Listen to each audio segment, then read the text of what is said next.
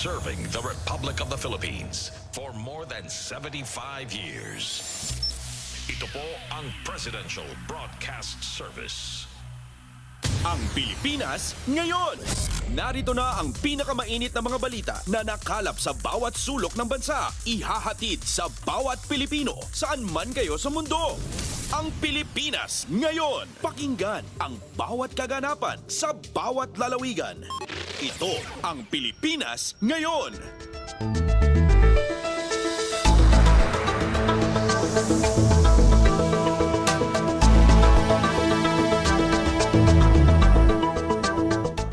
Magandang araw po sa ating mga tagapakinig. Welcome po muli sa ating programang Ang Pilipinas Ngayon. Napapakinggan po ninyo saan mang bahagi ng mundo sa pamamagitan ng ating himpilang Radio Pilipinas World Service ng Presidential Broadcast Service. Napapakinggan po tayo sa mga sumusunod na shortwave frequencies sa 9.960 MHz, 12.120 MHz at 15.190 MHz. Ako po si Ven Blones. Samahan po ninyo ako sa kabuuan ng ating programa ngayong araw na ito. Kapapalooban pa rin po ng ilan sa mga mahalagang balita mula dito sa ating bansa, kasama na ang mga segmentong business, sports, showbiz at ang mga ulat mula sa iba't ibang rehiyon at lalawigan dito sa Pilipinas para sa ating regional news. Samantala, nais po namin kayong imbitahin na bisitahin ang ating Facebook page, ang Radio Pilipinas World Service. Paki-follow, like at share na rin po. Antabayanan, sasa inyo na sa ilang sandali ang kabuuan ng ating programang Ang Pilipinas Ngayon.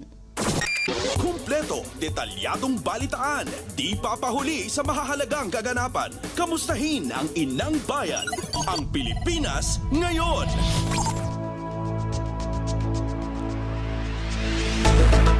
Sa ating mga balita, binigyang pugay ni Pangulong Ferdinand Romualdez Marcos Jr. ang kanyang ama na si dating Pangulong Ferdinand E. Marcos Sr. sa isang wreath-laying ceremony sa Marcos Monument sa Batac City, Ilocos Norte nitong Miyerkules, Setyembre 11. Bago ang seremonya, nagtungo ang Pangulo at iba pang miyembro ng First Family sa isang Thanksgiving Mass sa Immaculate Conception Parish sa Batac. Ngayong Setyembre 11 ang ika-107 araw ng kapanganakan ni dating Pangulong Marcos Sr. na kilala rin bilang Apo Lakay. Narito ang kabuuang mensahe ni Pangulong Ferdinand Romualdez Marcos Jr. kaugnay sa naturang okasyon. Thank you very much, Governor Mati. Please for your kind introduction and your very memorable word. I'd like to greet, of course, Senator Amy, who has, after a long time, has managed to find time to, in her campaign schedule, in her campaign schedule to be with us here today. Ilocos Norte 2nd District Representative Angelo Marcos Barba, Ilocos Norte Vice Governor Cecilia Araneta Marcos, Ilocos Norte 1st District Representative. Up to now, I will tell you the truth, hindi ko masanay-sanay na binabati ko yung anak ko na pero talagang kailangan ng batiin dahil congressman na eh. So, 1st District Representative Congressman Sandro Marcos, the Chief of Staff of the Armed Forces of the Philippines, General Romeo Browner Jr., the officials and employees and residents of Batac, led by Mayor Alfred Chua, and of course, my greetings would not be complete without greeting our First Lady, First Lady Lisa Araneta Marcos,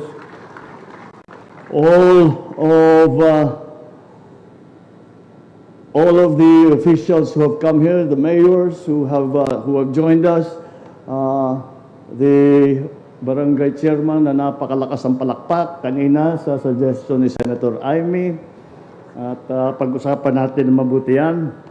We are also visited by our friends from Isabela and from Cagayan, and we welcome them once again to Ilocos Norte. Na imbag nga bigat yu amin. Kadagiti padak ken ay etek nga Ilocano na imbag nga bigat kada kayo amin. I always look forward to coming to Ilocos Norte, not only because it is really our home, but also in this special occasion when we commemorate the Marcos Day, which is the day of my father's birthday. And as we have seen, it is his 107th birthday. So it is inevitable when we celebrate his life and we look back and we I try to find and try to think, what was it about my father? Ano ba talaga? What was his very important quality that brought him to the greatest heights of political office in the Philippines, but even more importantly, to have allowed him that guided him, so that he could serve the people properly.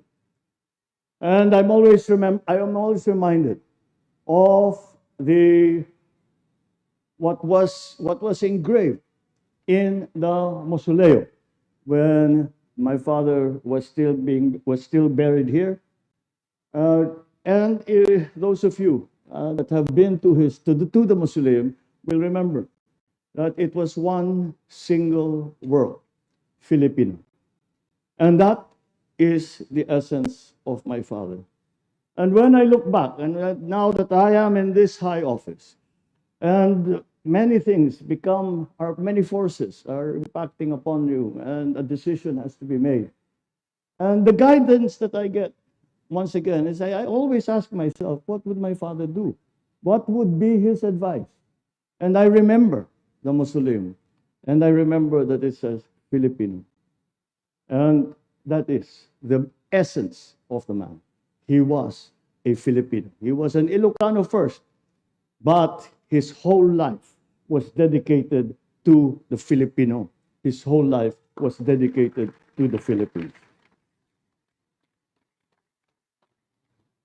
During his first foray into public service after his university and his law school was as a soldier during the war, where he was willing to make the ultimate sacrifice to defend his country and his people.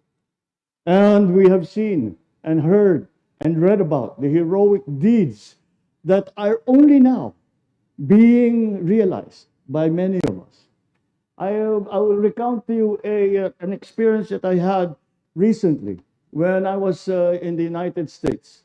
And I was hosted by the director of the Central Intelligence Agency, the CIA. At ang request ko sa kanila, can I see some of the records about my father when he was working with the OSS? The OSS was a predecessor of the CIA. And they allowed me. They took me to the records room and they started to show me many of the records, the reports that were given during the war, that are still secret. And I mean, he was greater than even we realized. The things that he did, the sacrifices that he made for the Philippines. And I asked the CIA, maaari ba, pakopya ko, iuwi ko. Sorry, it is still classified. And that was the depth of his service to the country. After the war, after liberation, he then entered into politics. He became the 2nd District Representative of Ilocos Norte, and he served for about 10 years before becoming senator and ultimately president. And through that whole time, all that he did was to serve Filipinos. He sacrificed everything. Those of us who are with his family know of that sacrifice. And we, in our own way, were feeling that we also sacrificed because we did not see my father.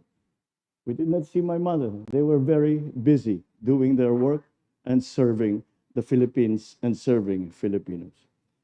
And so when I look back now, at the life that I have led. And I see what is the guiding principle that I can learn from my father. When things are confusing, when things have become so complex, what is the essence of service that my father taught me? And that is very simple, but not easy to achieve. But it is simple. Be a Filipino, serve the Filipino, protect Filipinos and the Philippines. And from that comes all of the important things that we can do. That guides us, that is the guiding principle. So, although he was always described, especially in his younger days, as the GI, the Great Ilocano, he superseded that.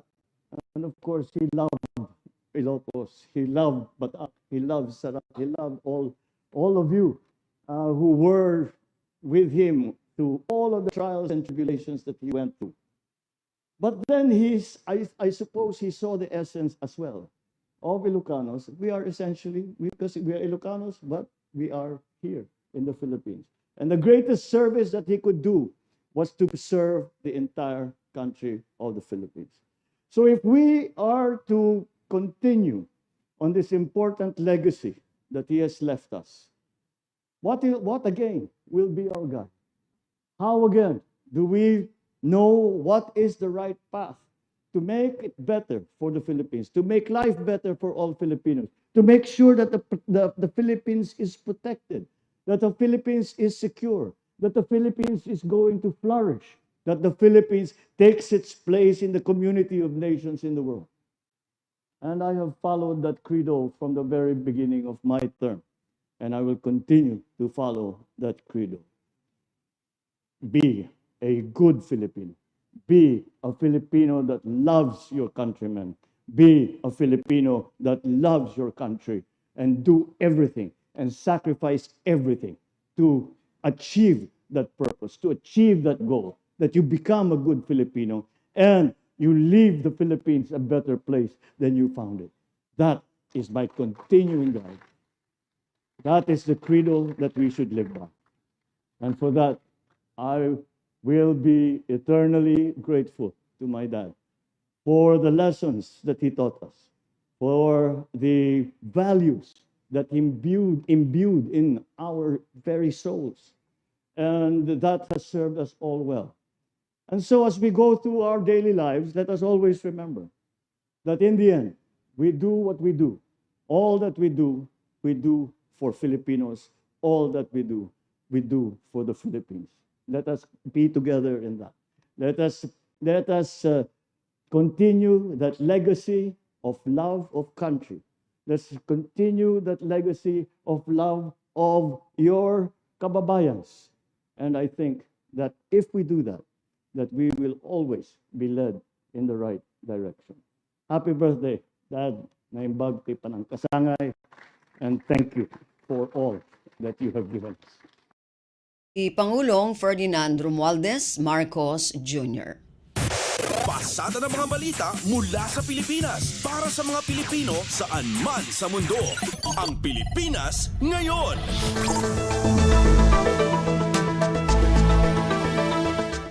Samantala, pinangunahan ni Pangulong Ferdinand Romualdez Marcos Jr. ang inaugurasyon ng bagong Urgent Care and Ambulatory Service o BUCAS sa Philippine Heart Center o PHC sa Quezon City nitong Martes, Setyembre 10. Ang bukas sa isang inisyatibong sinimula ng Department of Health o DOH na nakaangkla sa pangako ng Administrasyong Marcos na makapaghatid ng abot-kayang healthcare services sa bansa. Kabilang sa mga serbisyong nakapaloob sa bukas ang medical consultation, laboratory and diagnostic testing, minor surgeries, dental care at iba pang healthcare services. Narito ang kabuuang mensahe ni Pangulong Ferdinand Romualdez Marcos Jr. sa naturang inaugurasyon.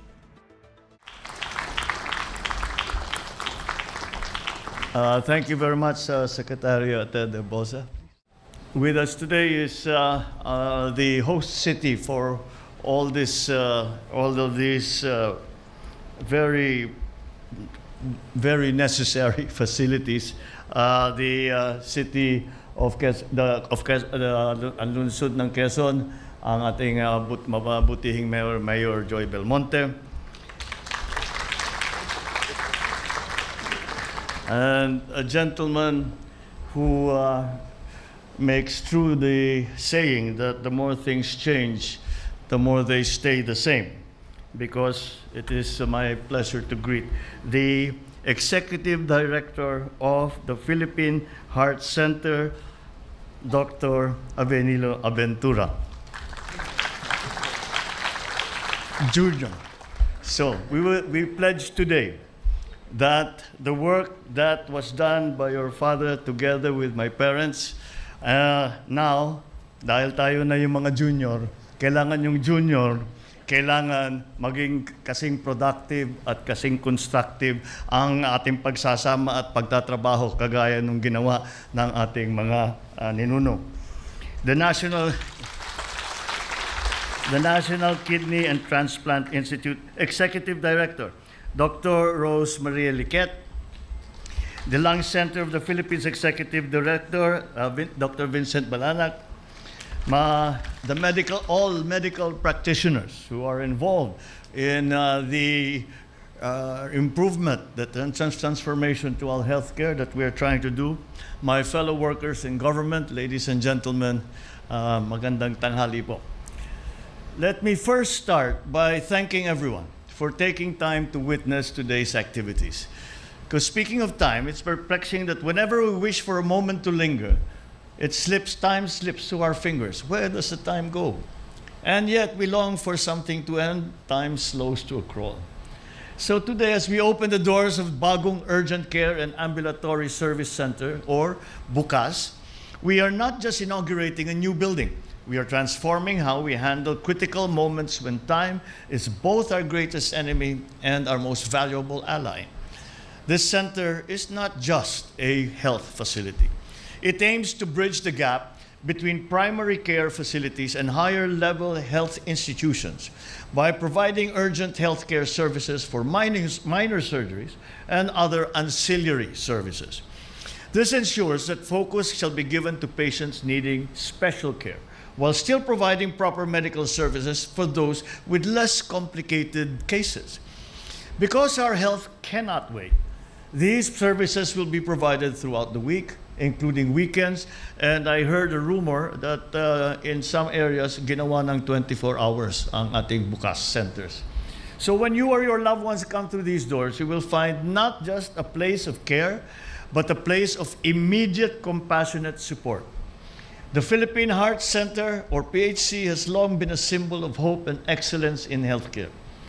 Established in 1975 under Presidential Decree number 673, it was my father's vision to create a place where top-notch medical care was delivered with dignity and with compassion.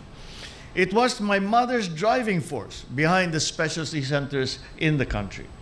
For years, the PHC has remained steadfast in its commitment to save lives and alleviate the suffering of those with cardiovascular diseases.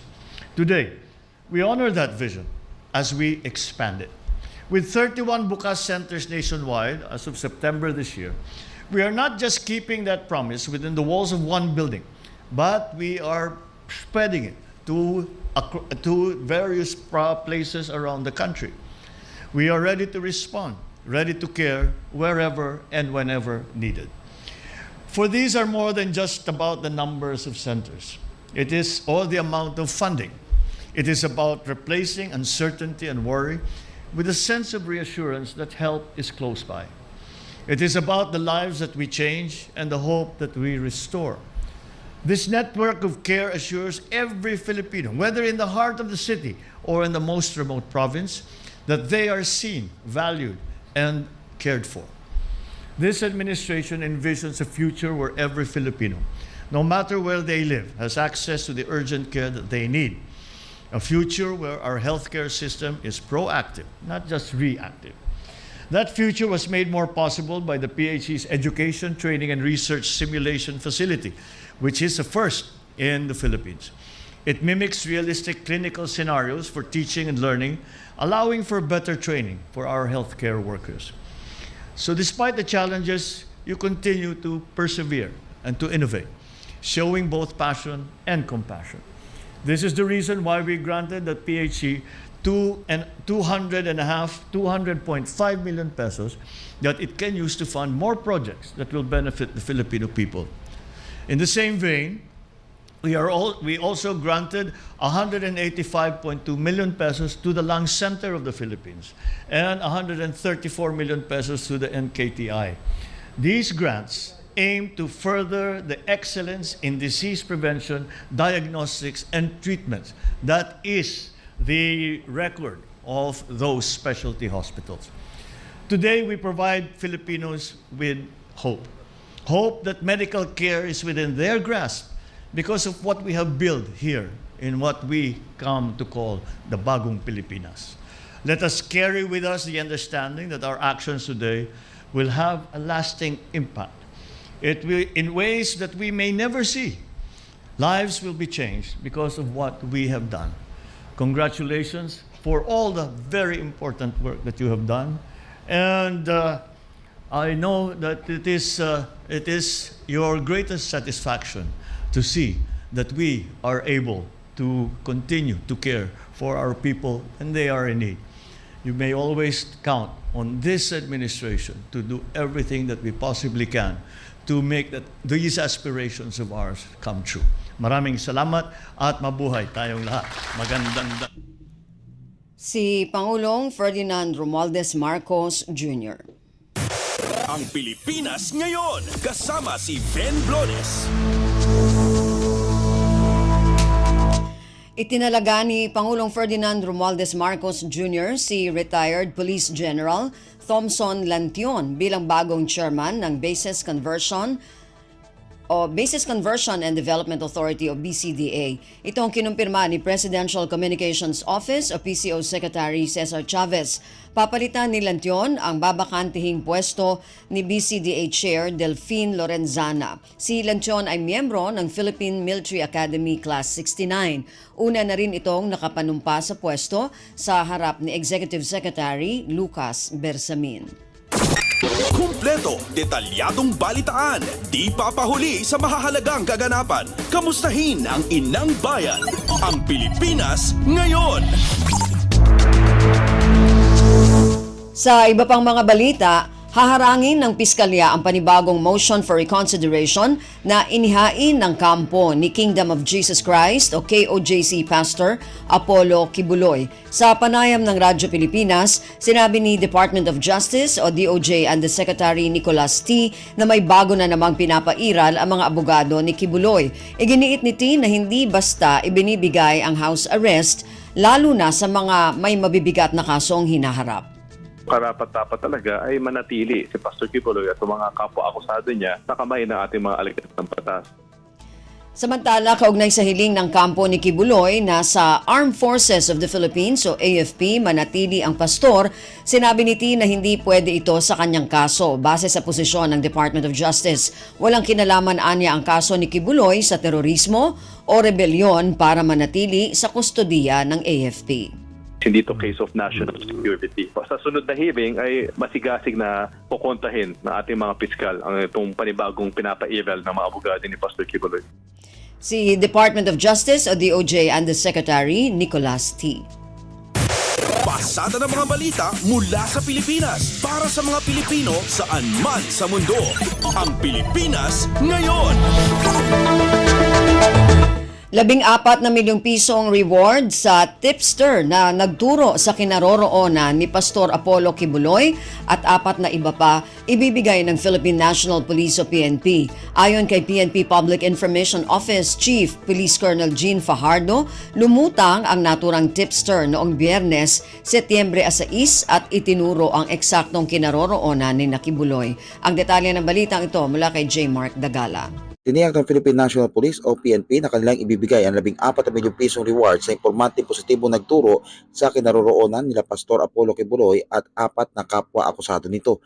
Yan ay matapos ibunyag ng PNP na ang naturang tipster ang siya nagsilbing daan upang matuldukan na ang nasa humigit kumulang 2 linggong operasyon ng pulisya sa Kingdom of Jesus Christ Compound sa Davao City. Sa pulong balitaan sa Campo Crame, sinabi ni PNP Public Information Office Chief Police Colonel Jean Pardo na lumutang ang naturang tipster noong Biyernes, Setyembre 6 at itinuro nito ang eksaktong kinaroroonan ni Lucky Buloy. Usapan pa po yan kung sino-sino po yung entitled po sa reward. But definitely, ito pong reward na 10 million para kay Pastor Kibuloy at tigi 1 million para po dun sa 4 ay ibibigay po yan sa mga informante. Mission accomplished. Yun ang importante doon. Na-accomplish natin yung mission natin, nadala natin, nasa custody na natin si Pastor Kibuloy at iba pa. At ito ay nagpapatunay na no one is above the law.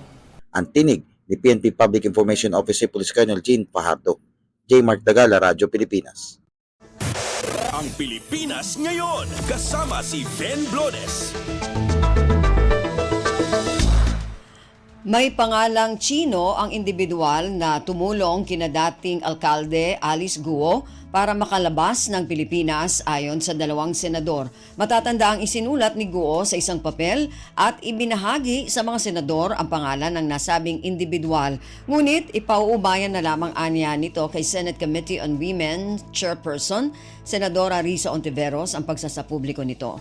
Ang detalye ng balitang ito mula kay Ninfa Asuncion. Nagbigay ng ideya si Senate President Pro Tempore Jinggoy Estrada at Senador Joel Villanueva tungkol sa pagkakakilanlan ng tinuturo ni dating Bambandarlac Mayor Alice Guo na tumulong sa kanila na makalabas ng Pilipinas. Matatanda ang noong Lunes ay isinulat ni Guo sa isang papel at ibinahagi sa mga senador ang pangalan ng personalidad na umunoy nag-facilitate ng kanilang pagtakas. Ayon kay Villanueva, mayroong Chinese name ang individual na ito. Sinabi naman ni Estrada na ang Chinese national na ito ay pinaniniwala ang boss ng mga pogo. Gayunpaman, base sa impormasyon ng senador, nasa Taiwan na itong personalidad na ito na dati na ring napag-alamang may lamang passport mula sa St. Kitts and Nevis, Dominica, Cyprus, Cambodia at China. Naniniwala si Estrada na tinulungan itong individual na ito si Guo na makatakas para hindi maikanta ng dating alkalde ang kanyang pangalan.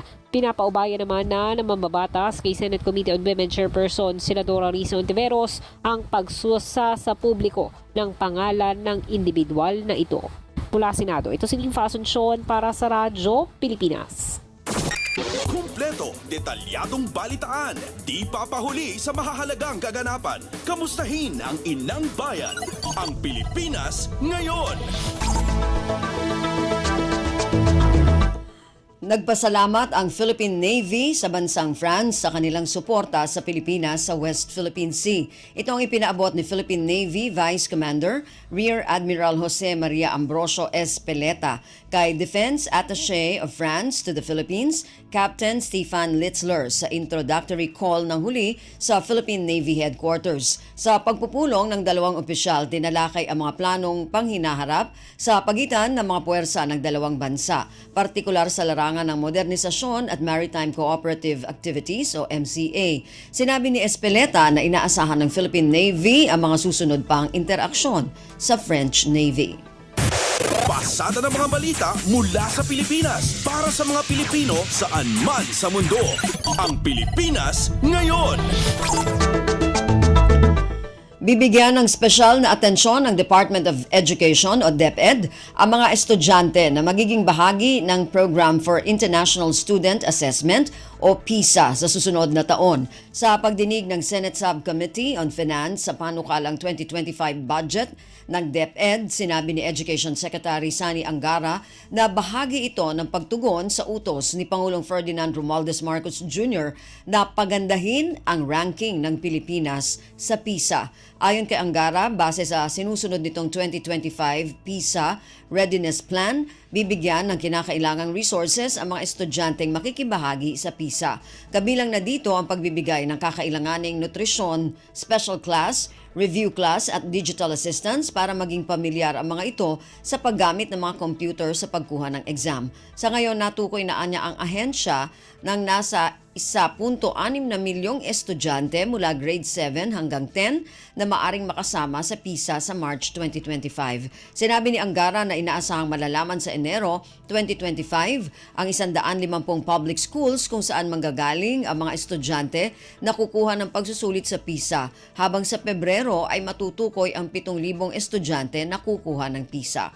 Matatandaang sa resulta ng 2022 PISA ay nasa pang-6 na pwesto ang Pilipinas sa mga bansang nakakuha ng pinakamababang marka pagdating sa mathematics, science at reading. Ang Pilipinas ngayon, kasama si Ben Blones. Department of Migrant Workers o DMW inilunsad ang Balik Kabayan Bazaar bilang suporta sa mga OFW entrepreneur na nagbalik na sa bansa. Ayon sa DMW, mas maraming OFW ang magkakaroon ng oportunidad na magtagumpay sa kanilang mga negosyo sa pamamagitan ng proyektong ito.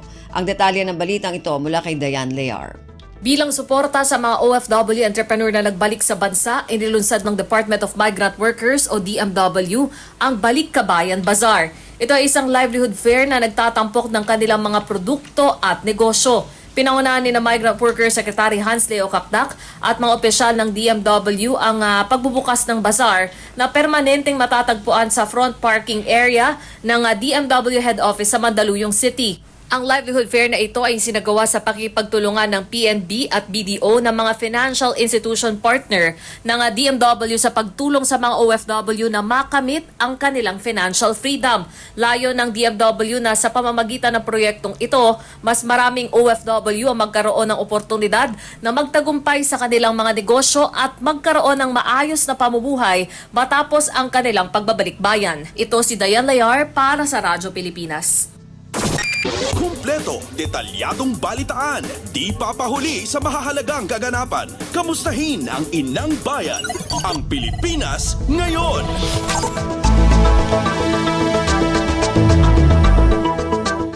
Department of Migrant Workers o DMW ilalabas ngayong Setyembre ang Memorandum of Agreement sa Executive Branch laban sa ambulance chasing.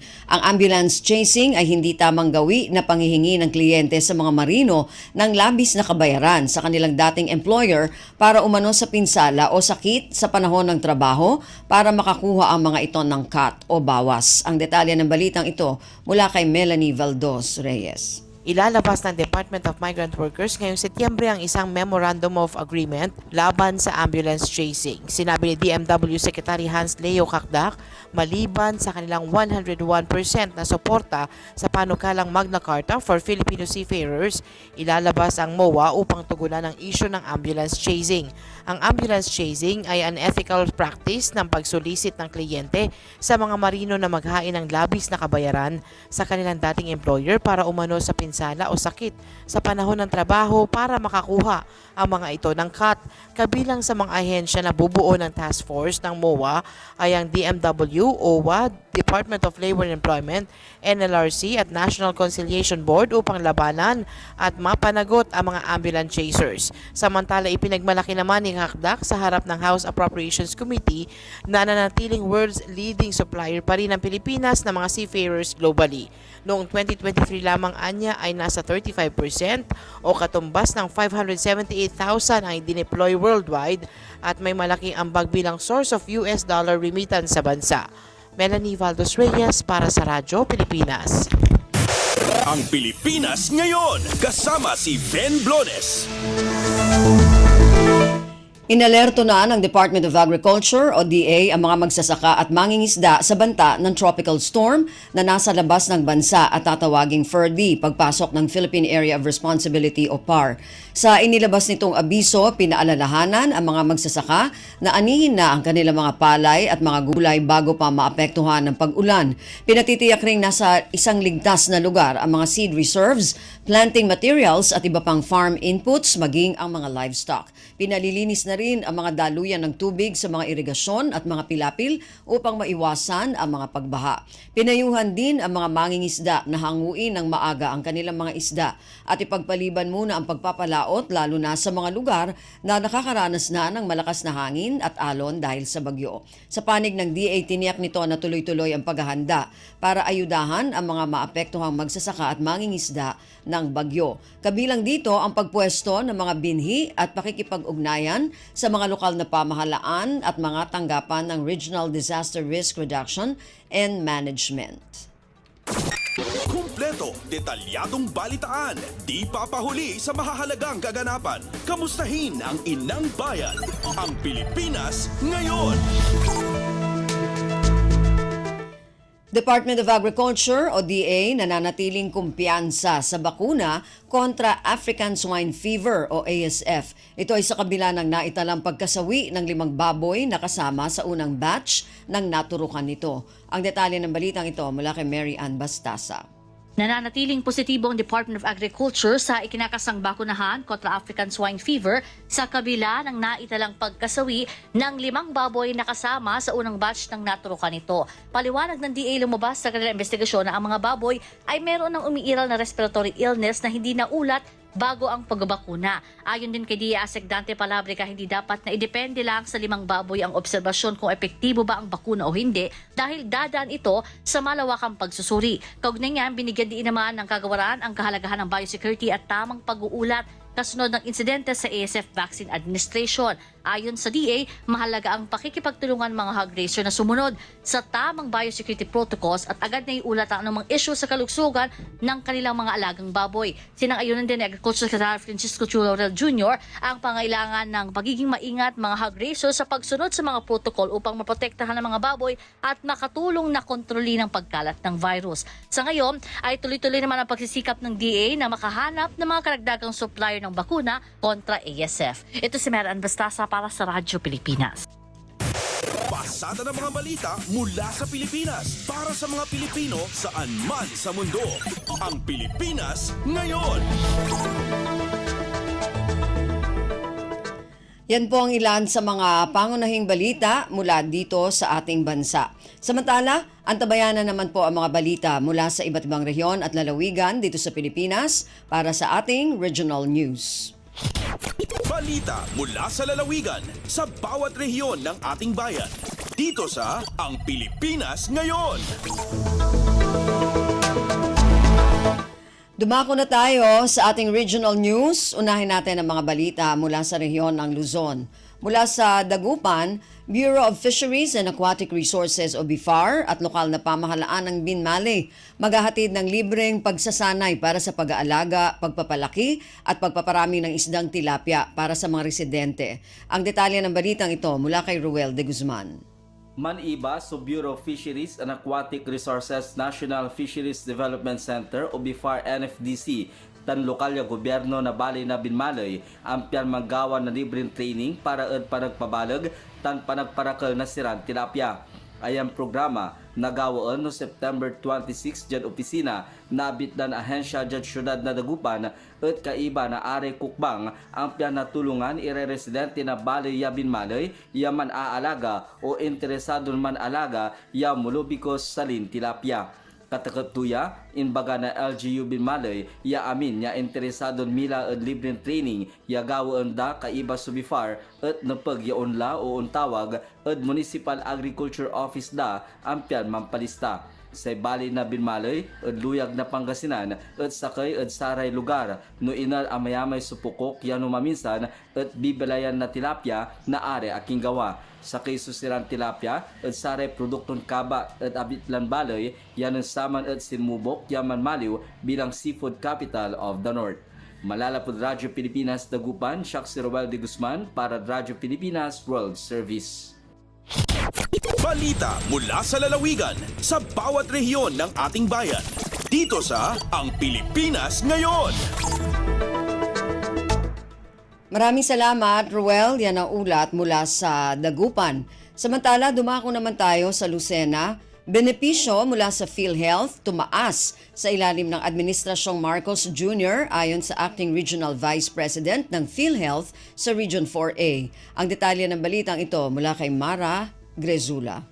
Tumaas ang mga benepisyong ibinibigay ng PhilHealth sa ilalim ng administrasyon ni Pangulong Ferdinand R. Marcos Jr. ayon kay Dr. Edwin Oriña, ang Acting Regional Vice President ng PhilHealth 4A sa kapihan sa Bagong Pilipinas kahapon. Aniya, simula noong 2022 nang maupo sa pwesto ang Pangulo, sunod-sunod na ang pagtaas ng halaga ng mga benepisyong natatanggap ng mga Pilipino mula sa PhilHealth. Isa sa mga halimbawa nito ay ang pagtaas ng coverage para sa iba't ibang kondisyon. Ang benepisyo para sa high-risk pneumonia ay tumaas mula 32,000 pesos patungong 90,100 pesos. Samantala, ang benepisyo para sa acute stroke ischemic ay umakyat mula 28,000 pesos patungong 76,000 pesos. Ang para sa acute stroke hemorrhagic ay tumaas mula 38,000 pesos patungong 80,000 pesos. Bukod dito, nadagdagan ang hemodialysis benefit package mula sa 144 sessions patungong 156 sessions o karagdagang 12 sessions. Mula sa RP Lucena, ito si Mara Grisula para sa Radyo Pilipinas World Service.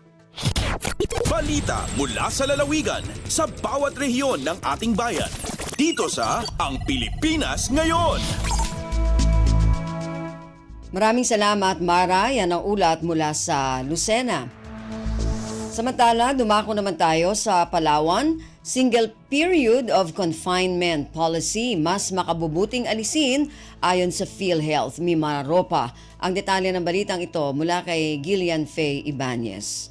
Arampangan sa kapiyan sa bagong Pilipinas kapon adlaw nga Martes ang atutungod sa single period of confinement policy ang Philippine Health Insurance Corporation o PhilHealth sa pagpakimani ang media inko ni PhilHealth Mimaropa Regional Vice President Attorney Jerry Ibay nga kung kanana lamang da ay mayad nga balendan lamang ang patakaran nga diya. Nakuni Ibay nga ang patakaran nga diya gampisda 2013 ay narampangan danda sa Senado igi nga dadalandan da diya. Ang patakarang single period of confinement ay may kinahulugan nga sa kabeses lamang sa sagutan ng PhilHealth ang mga barayadan sa ospital admission niyang pasyente para sa isarang klase masakit sa sila di 90 ka adlaw. Pero digi ang tipandan si PhilHealth President Emmanuel Ledesma kapon adlaw ng Martes, September 10, 2024 sa joint meeting sa Senado yang Committee on Health and Demography at Committee on Finance nga kasasarag ang mga manigbuat lay nga ababalandan dading Septembre ang patakaran nga diya. Alindigi sa Puerto Princesa, Palawan, Gillian Faye Ibanez, Radyo Pilipinas World Service.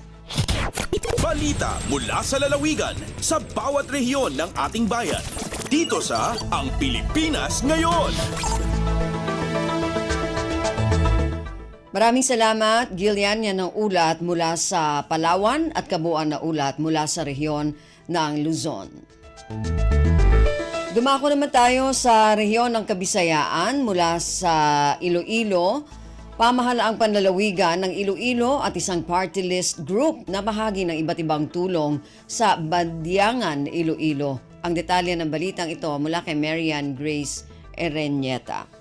Nag-turnover sa nanuhay-tuhay nga proyekto ang Uswag Ilonggo Party List kag Iloilo Provincial Government sa Banwasang Badyangan, Iloilo. Una nga ginhiwat ang blessing kag inaugurasyon sa masobra 10 milyones pesos nga multipurpose building nga gimpondohan sang Uswag Ilonggo Party List. Gimpahayag ni Congressman James Jojo Ang nga ang multipurpose building sarang magamit nga opisina para magtanyag sang social services sa mga pumuluyo sang Badyangan kag magaserbe man ini bilang disaster office. Sunod nga ginhiwat ang blessing sang 2 million pesos nga patient transport vehicle halin kay Governor Arthur Defensor Jr. sang Iloilo Province kag blessing man sang 3.5 million pesos nga rescue vehicle nga gimpondohan naman halin sa Municipal Disaster Risk Reduction and Management o kon MDRRM Fund. Samtang nag-turnover man ang provincial government sa masobra 23 milyones pesos nga assistance sa LGU Badyangan para sa nanuhay-tuhay nga proyekto sa mga buluthuan kapareho sang konstruksyon sa mga gymnasium, slope protection, multipurpose covered gym, stage, pathway, lakip man ang perimeter fence, hulot klasihan kag repair sang school building. Gimpahayag ni Governor Defensor nga ang paghatag sang assistance sa mga buluthuan kabahin sang bulig eskwela sa probinsya o kung Best Province Program nga isa ka programa para sa epektibo, nagakaigo kag makabag-o nga sistema sang edukasyon. Yara man sa kahiwatan sa Iloilo 3rd District Congressman Lawrence Defensor, 3rd District Board Member Jason Gonzales, Mayor Suset Mamon sang Badyangan, Iloilo, Vice Mayor Silas June Noblesa, mga sanggunian bayan member kag iban pang opisyales sang lokal nga panguluhan sang Badyangan. Nagikan sa Iloilo, Marian Grace Ereñeta para sa Radyo Pilipinas World Service. Balita mula sa lalawigan sa bawat rehiyon ng ating bayan. Dito sa Ang Pilipinas Ngayon.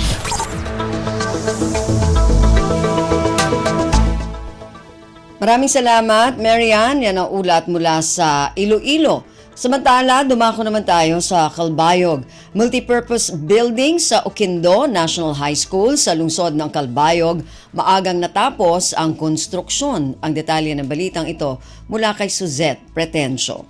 Duha ka bulan antes sa scheduled date, na humanaliwat sa DPWH Summer 1st District Engineering Office and Multipurpose Building sa Oquendo National High School ONHS sa Agosto 19 nga may adasan contract amount sa 4.93 million pesos nga ginkuha sa ilarom sa General Appropriations Act o GAA Fiscal Year 2024. Sigon sa DPWH Summer 1st, magsiserbe ang MPB nga community covered court nga may adasan 30.6 meters nga kahilaba ug may 16 meters nga kahilapad. Samtang sumalakan Maria Luz Murillo, school principal sa ONHS, magsiserbe naman ang covered court nga venue para sa outdoor activities sa eskwelahan nga iba pa nga sports activities, partikular na kung magiging host ang eskwelahan sa Division Sports Concentration Camp. Pahayag pa sa principal nga dako ini nga improvement tikang sa sadton sitwasyon sa eskwelahan nga wara covered area para sa mga outdoor activities nga kundiin nagaantos ang mga estudyante sa kapaso samtang nagbubuhat sa era mga aktibidad. Tikang Radyo Pilipinas Kalbayog, ini si Suzette Pretencio para sa Radyo Pilipinas World Service. Balita mula sa lalawigan sa bawat rehiyon ng ating bayan. Dito sa Ang Pilipinas Ngayon. Maraming salamat, Suzette. Yan ang ulat mula Kalbayog at kabuuan na ulat mula sa rehiyon ng Kabisayaan. Samantala, dumako naman tayo sa rehiyon ng Mindanao mula sa Tandag. Provincial Health Officer sa Surigao del Sur muling pinaiigting ang 5S kontra dengue campaign. Ang detalye ng balitang ito mula kay Raymond Aplaya. Gibutiag ni Dr. Oscar De Jesus, ang Provincial Health Officer sa Surigao del Sur, ang mga angayang buhaton aron nga malikayan ang sakit nga dengue. Sa pagiginabi sa Radyo Pilipinas Tandaga, gipahayag nini nga aduna karoy 5S kontra dengue nga gikampanya ang Department of Health o DOH. Sumala pa nga usa sa angayang buhaton mao ang search and destroy sa mga lugar kung din posibleng gitugan sa mga lamok nga nagdala sa mong sakit. Gawas nini kinanglan usab ang self-protection aron nga dili mapakan sa lamok nga nagdala og dengue. Seek early consultation o andaling pagpakonsulta ngadto sa doktor o galing makasinati og mga simptomas sa dengue. Support misting o fabbing ngadto sa mga lugar nga dunay outbreak sa mga sakit ug ang stay hydrated o ang kanunay nga pag-inom og tubig aron malikayan ang dehydration nga mo'y kasagaran hinungdan sa kamatayon sa mga dengue patient. Gikan sa Radyo Pilipinas Tandag, kini si Raymond Aplaya alang sa Radyo Pilipinas World Service. Balita mula sa lalawigan sa bawat rehiyon ng ating bayan. Dito sa Ang Pilipinas Ngayon. Maraming salamat, Raymond. Yan ang ulat mula sa Tandag. Samantala, dumako naman tayo sa Hulo. Siyam na overseas Filipino workers nakatanggap ng tulong pinansyal mula sa Ministry of Labor and Employment ng BARMM. Ang detalye ng balitang ito mula kay Fatma Gino. Natayma na sina Siam overseas sa Filipino workers sina pilak tatawangan tiukwal kanila sina Ministry of Labor Employment habang sa Autonomous Region sina Taki Sayaon dito office na sabot. Habay tay Johari Giamad, Overseas Workers Welfare Officer 1, sina Molly Barm, tiukpalan sinupis sila kauhan ngay mo pila kinatiap-tiap din kanila bilang kapital at pagtagna nila pag-usaha supaya on may nang source at tawag kakawan nila sin kabuhianan. Laong higiamad in mga OFW ini amin jimanji di na sila magbalik pa abroad at maginang balik pagwahula hangkan tiyabangan sila sinupis habat makatawang hapag kabuhianan nila lapay in family nila. On monitoring, papaanon sinupis sa supay kaingatan, bangkamunal daw wala na sila nagbalik pa abroad, habat sila di na makanunam kabinsanaan, iban makalayo pa dahil ha family nila. Dahil ha RP Hulo ini Fatma Adiligino para ha Radyo Pilipinas World Service. Balita mula sa lalawigan sa bawat rehiyon ng ating bayan. Dito sa Ang Pilipinas Ngayon.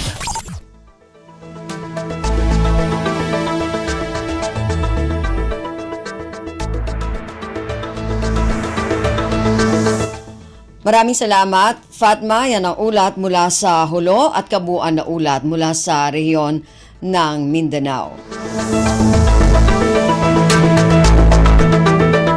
Narinig po ninyo ang ating regional news para sa araw na ito, kalipunan ng mga balita mula sa iba't ibang rehiyon at lalawigan dito sa Pilipinas. Samantala, antabayan na naman po ang ating mga segmentong business, sports at showbiz.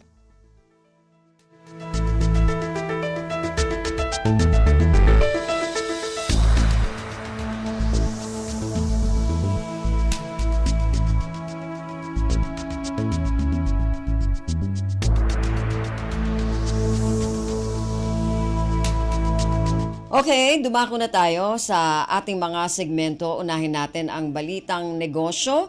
Ihatid sa atin na ating kasama na si Erwin Peñano. Lagay ng ekonomiya, kalakalan, negosyo at iba pa. Atin ang alamin dito sa Ang Pilipinas Ngayon.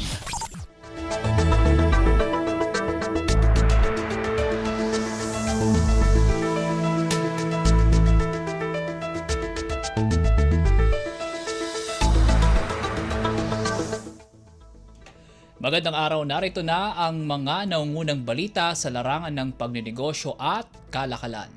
Nagkasundo ang Department of Trade and Industry o DTI at ang Converge ICT Solutions para sa layong mapalakas ang micro, small and medium enterprises o MSMEs na nasa liblib na lugar. Ito ay sa pamamagitan ng pagbibigay sa kanila ng fiber broadband connectivity nang sa gayon ay makasabay rin sila sa digitalisasyon.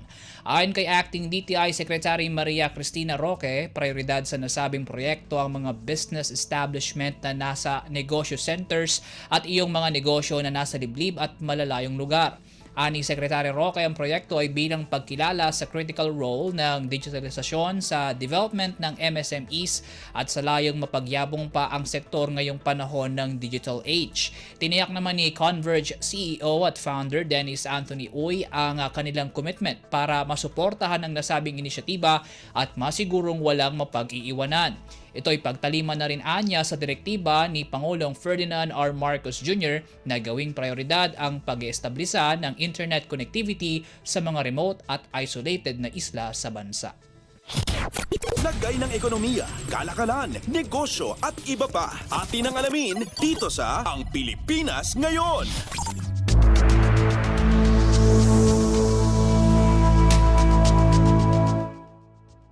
Sa iba pang balita, iniulat ng Philippine Economic Zone Authority o PEZA ang pagkakakuha nito ng hindi bababa sa 4.6 billion pesos na halaga ng investment pledges mula sa Chinese firms matapos ang ilang araw na investment mission nito sa China. Sa isang social media post, sinabi ni PEZA Director General Tereso Pangan na ang mga naturang commitment ay expansion projects mula sa mga existing Chinese Registered Business Enterprise o RBE. Inaasahan niyang mag-a-apply ang mga ito para sa PEZA incentives ngayong taon. Isa sa may pinakamalaking investment pledges ay ang Industrial Bearings Manufacturing na CNU na planong maglagak ng 2.72 billion pesos na pamumuhunan para sa konstruksyon ng bagong building at production line nito sa bansa. Layo na ng sabing expansion ang pagpapataas ng daily output nito mula sa kasalukuyang 200,000 pieces patungong kalahating milyon. May 1 bilyong pisong expansion plan naman ang quartz slab manufacturer na Huwading Industries Corporation para sa production facility nito sa SunTrust Ecotown Tanza sa Cavite, habang ang Bocheng Rubber Philippines Incorporated ay plano namang magtayo ng 3 palapag na production facility para sa plastic injection moldings nito sa Lima Estate.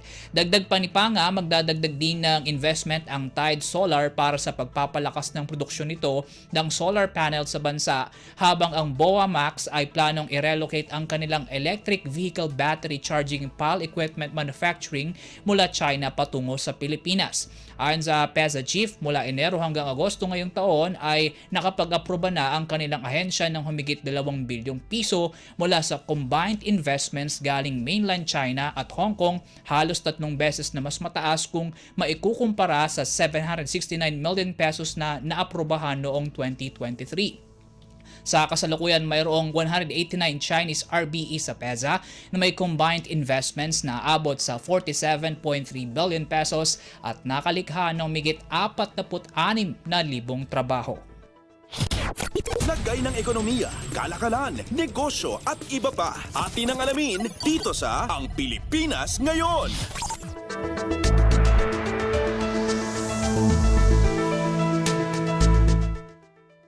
Eto, para sa mga commuter, pinaplano na rin ng DBDOYC Incorporated, ang operator ng ride-hailing app na Angkas, ang expansion ng kanilang serbisyo sa 4 wheels. Sa panayam ng media sa sidelines ng 22nd International CEO Conference sa Taguig, ibinida ni Angkas founder Angeline Siwen Tham ang posibleng pag-aalok na rin nila ng Angkars sa hinaharap at sa pagpapalawig pa ng coverage ng nasabing operasyon. Sa ngayon anya ay patuloy ang kanilang pakikipag-ugnayan sa mga lokal na pamahalaan para sa pagsasakatuparan ng nasabing plano.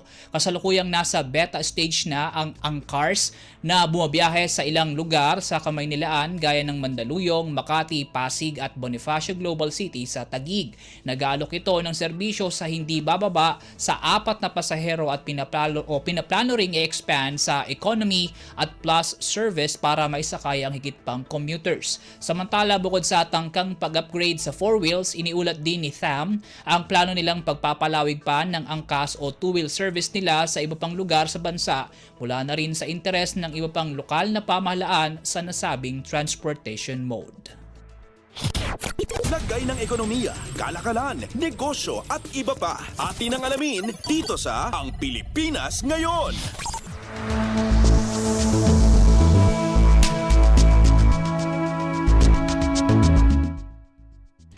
At yan po ang ating mga balita sa larangan ng pagninegosyo at kalakalan ngayong araw. Para sa Radyo Pilipinas World Service, ako po muli si Win Peñano. Maasensong araw po sa ating lahat. Lagay ng ekonomiya, kalakalan, negosyo at iba pa. Atin ang alamin dito sa Ang Pilipinas Ngayon.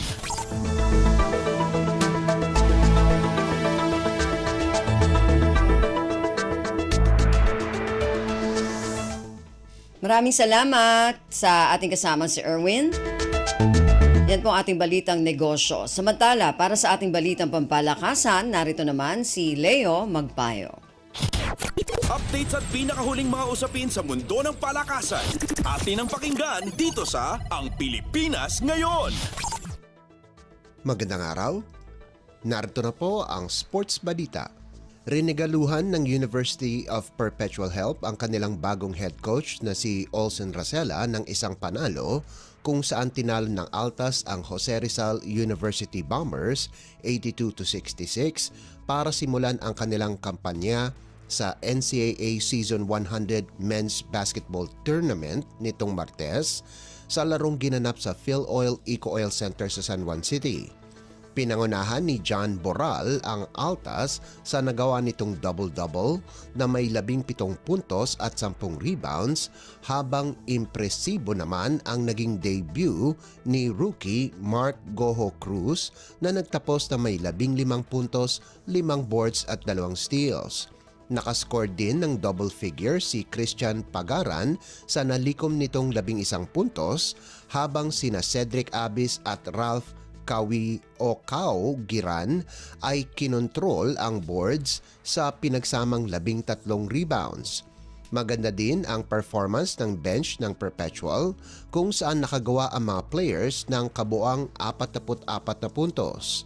Nanguna naman para sa Bombers sina Joshua Gulab at Mart Barrera na nakagawa ng 15 at 10 puntos ayon sa pagkakasunod.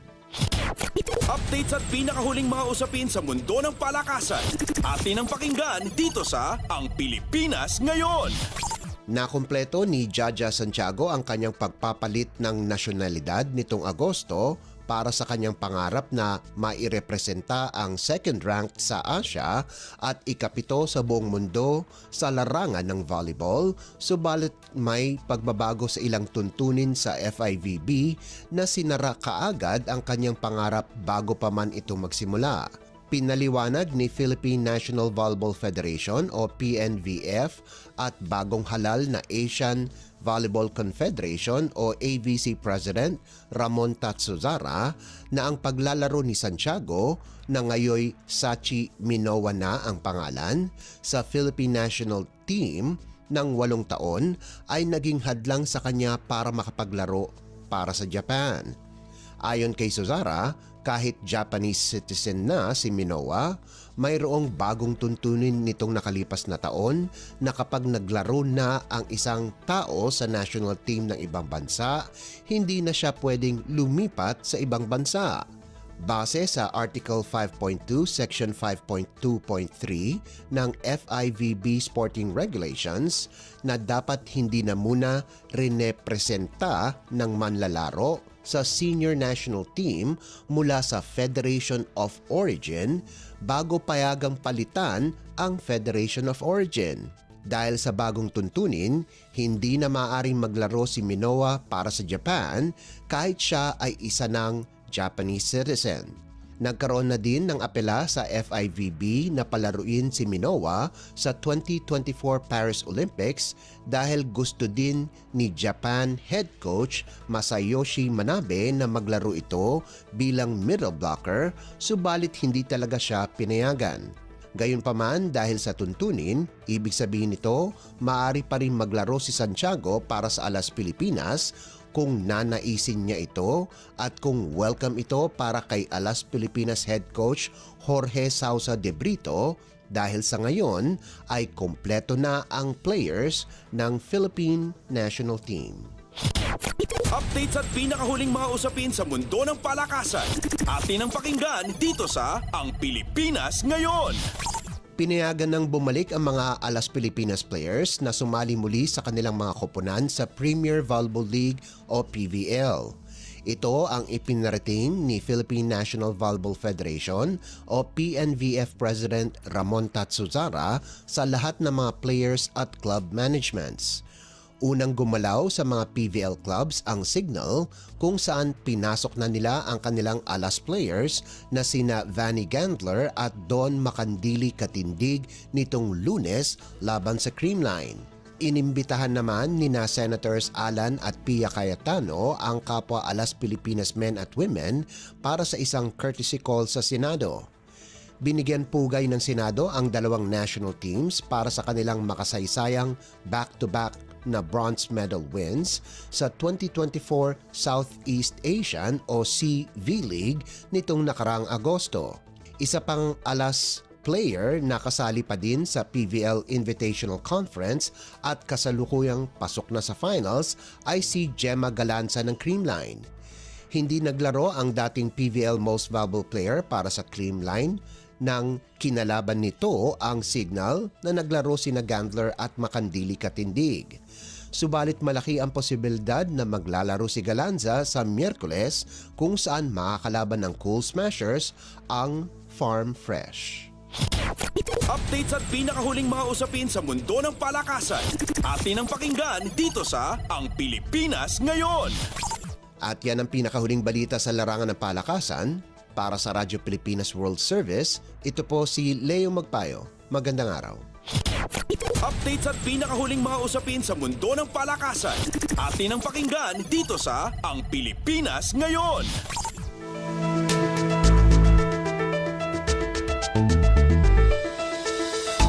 Maraming salamat, Leo. Yan ang ating balitang pampalakasan.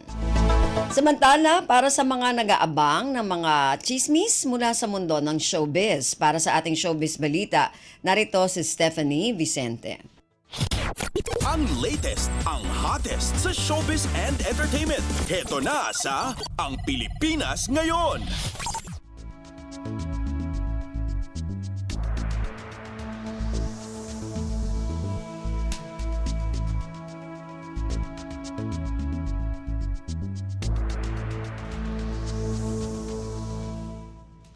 Magandang araw! Nagbabalik ang paboritong segmento ng mga chismoso at chismosa, ang segmentong Balitang Artista. Narito muli ang inyong chika Dora, Steph Vicente, upang hatid ang mga pinakamaiinit na showbiz balita para sa araw na ito. Hindi ko na patatagalin pa ang ating introduction at simulan na natin ang ratsyada ng mga chika.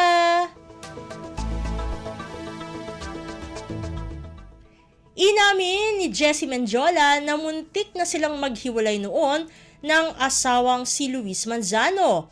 Bagong kasal pa lang daw sila noon nang magkaroon sila ng matinding pagtatalo tungkol sa mga kaibigan ni Luis na hindi nagustuhan ni Jessie. Kung ating matatandaan, 2 beses ikinasal ang mag-asawa. Una, ang civil wedding nila na ginanap sa The Farm sa San Benito, Batangas noong February 21, 2021. Pangalawa, ang church wedding nila sa isang simbahan sa Coron, Palawan noong February 15, 2024. Sa vlog sa YouTube ni Jessie nitong September 8 nang panauhin niya ang mister na si Luis. Dito ay sumalang sila sa larong Truth or Dare. Isa sa natanong kay Jessie ang tungkol sa muntik-muntikan na nilang paghihiwalay noon ni Luis. Tanong sa kanya, quote-unquote, describe the time you almost broke up with your spouse. Baka sa mukha nila Luis at Jessie ang pagkabigla sa naging tanong, pero imbes na uwiwas, piniling sagutin at ikwento ni Jessie ang dagok na naranasan nilang mag-asawa. Samantala, nagdadalamhati naman ngayon si Miss Eco International Philippines Alexi Brooks dahil sa pagpanaw ng kanyang lola. Nitong Lunes, Setyembre 9, nagpost si Alexi sa Instagram ng larawan nila ng kanyang lola kalaki pang malungkot na balita sa pagkawala ng taong labis niyang minahal. Pagbabahagi ni Alexi, published as is, quote-unquote, today, I lost the person I love more than anything and the pain is unbearable. I'm at a loss for words. Lola, I love you with everything I had and now I feel completely shattered and unable to move on. I am heartbroken. God, please. At sa pagtatapos ng ating segmento, idinaan sa pagkanta ni American Idol Season 7 runner-up David Archuleta ang imbitasyon niya sa mga Pilipino para panoorin ang kanyang concert sa New Frontier Theater sa Setyembre 14 ang The Best of David Archuleta Live.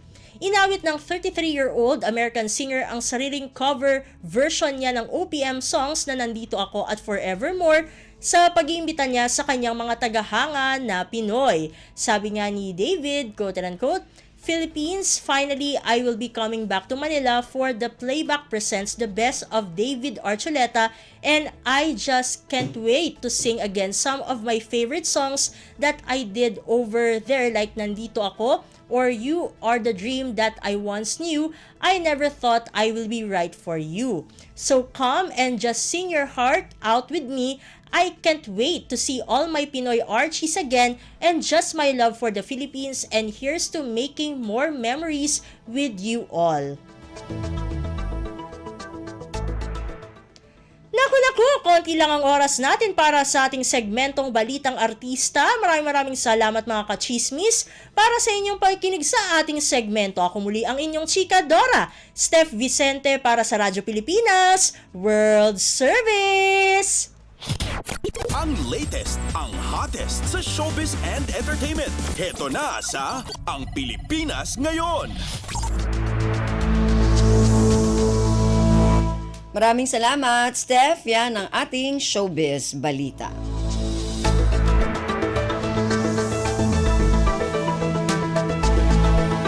Narinig po ninyo ang kabuuan ng ating programang Ang Pilipinas Ngayon. Magpapasalamat muna tayo sa mga nakasama natin sa programa ngayong araw na ito sa ating technical side, kina Milo Jonella, Susan Naison at Anthony Pimentel.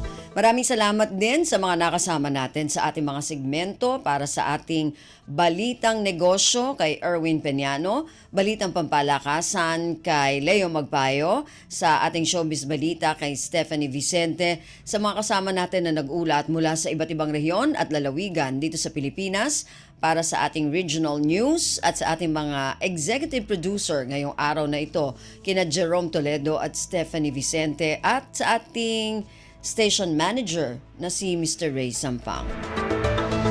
Hanggang sa susunod na edisyon na ating programang Ang Pilipinas Ngayon, ako pong muli si Ven Blones. Maraming salamat po at mabuhay po tayong mga Pilipino. At yan ang Pilipinas Ngayon. Muling samahan si Ven Blones sa parehong oras at alamin ang pinakahuling mga kaganapan at balita saan man kayo naroon. Ang Pilipinas Ngayon.